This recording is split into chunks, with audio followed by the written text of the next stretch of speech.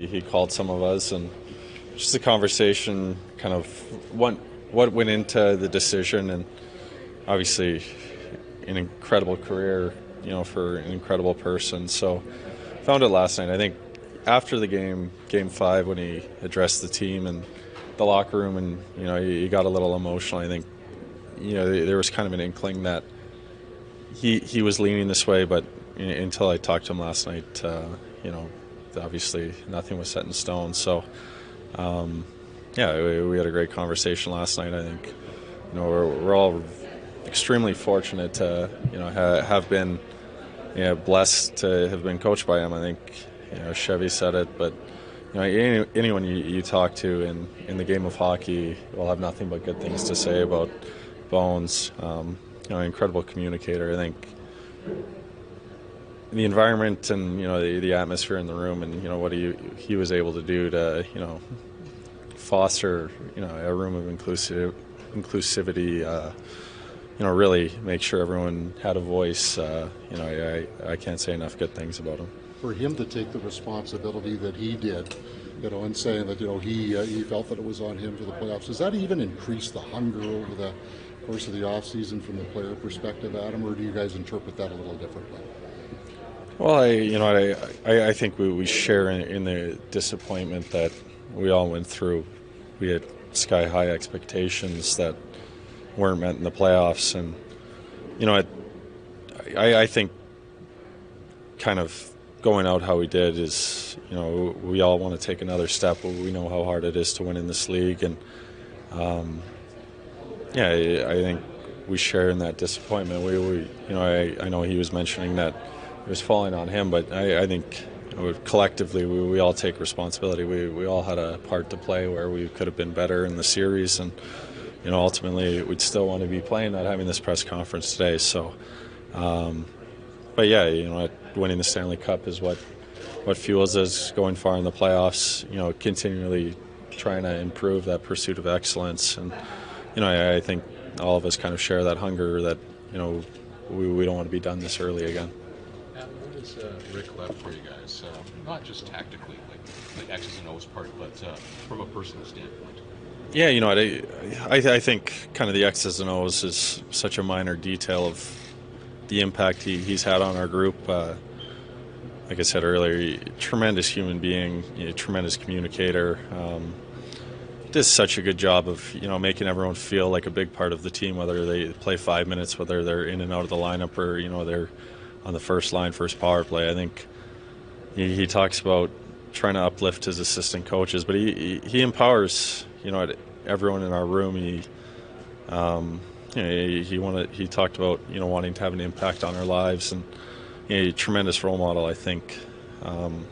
Looking at when he had to step away to take care of Judy, and the emotion, and you can see the love he has for her, and the amount of things he was willing to sacrifice, to come to Winnipeg, to come to a spot where the rumblings were we weren't in that great of a spot, right? So, a tremendous human being. I think it's a group that I don't think we're as far off as the results may say, and I think Rick played a huge part in that. Adam, kind of at times like this, we reflect on growth, right? And you referenced, where you guys were at 2 years ago. For you specifically, in this time, you've ended up as a captain. You played an enormous role on that third line and have had success there. Can you share as specifically whether it's a conversation or a moment of an impact that Rick had on you in this time? Well, I don't think it's one moment. I think it's so cumulative. He does all these little things that really, like I said, it kind of empower you as a player, empower you as a person. I remember at the start of last year when he was away with COVID during, I look at my phone after the game and I've got like 6 text messages from Rick Bowness, and I'm going, what the heck's going on? I don't know if he thinks I'm checking my phone during the game, but in the second period, we need to. He's almost coaching, as he's sitting at home, battling COVID. He's, we need to get pucks in there. We could forecheck harder, and then we came back and won that game, and it's a great job. So proud of how your line played tonight. It's little things like that. I think he calls you into the office, and generally you get called into the coach's office. You're like, oh, what's going on? But just to have a conversation, just to see where the team's at, to see how I was dealing with the captaincy early on. Just check in as a person. He'd send me a text, ask how Laura's doing, things like that. Like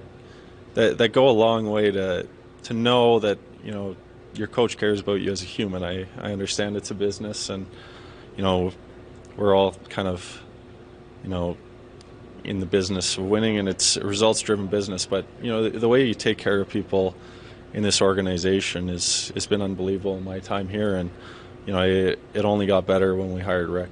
When you hear about him talk about what resonates with him about the game and it's the interactions with everybody else, what have you learned from him about how maybe you will approach your interactions and how Adam Lowry interacts with the NHL and the people in it on a whole?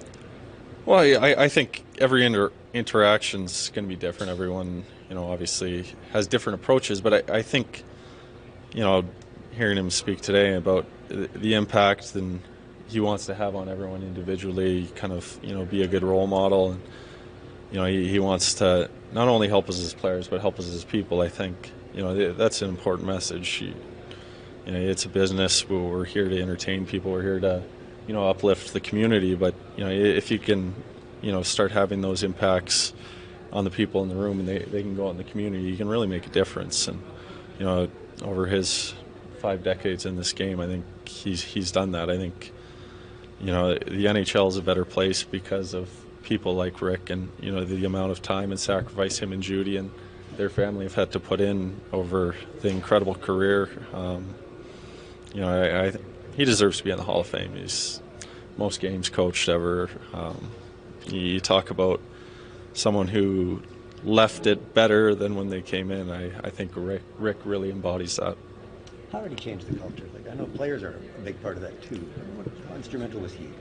Yeah, extremely instrumental. I think I talk about empowering everyone, finding roles for guys, making everyone feel a part of the community, integrating the new players we had come in, and that all starts with Rick. Whether it's those little text messages like I talked about, it's the phone calls, it's the little meetings that he'd have with guys, whether they were struggling or doing well, just to reinforce things. Like he said, he wanted to uplift and empower the assistant coaches. He did that with the players as well. I think,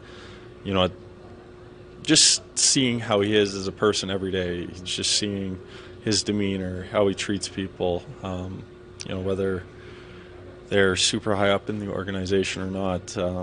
It's little things like that I think go a long way, and subconsciously you pick up on them and you start trying to replicate. It's the second time you've had a coach leave this team by design or by choice. I guess this one feels a lot different. Yeah, I think obviously the last one was a little different, with my dad coming in and kind of all the circumstances surrounding it. This one, like I said, there was a bit of an inkling, after he talked to us Game 5, but being able to have the conversation, it feels like there's a little more closure, right? Like I think it's a great thing as a coach to be able to go out on your own terms. And we were joking the other day that they get hired to be fired. This is with him, guys. So when he was asking about everything in Seattle and what was going on over there, so. To be able to end it on his own terms, to go into retirement, to be able to spend more time with his family and not leave with not a bitter taste in his mouth, but to leave with his head held up high that, he's done a great job with our organization. I know we fell short of the goal of winning the Stanley Cup, and, that certainly stings and is disappointing, but, I think this one, we're certainly going to miss him. He's a remarkable human being.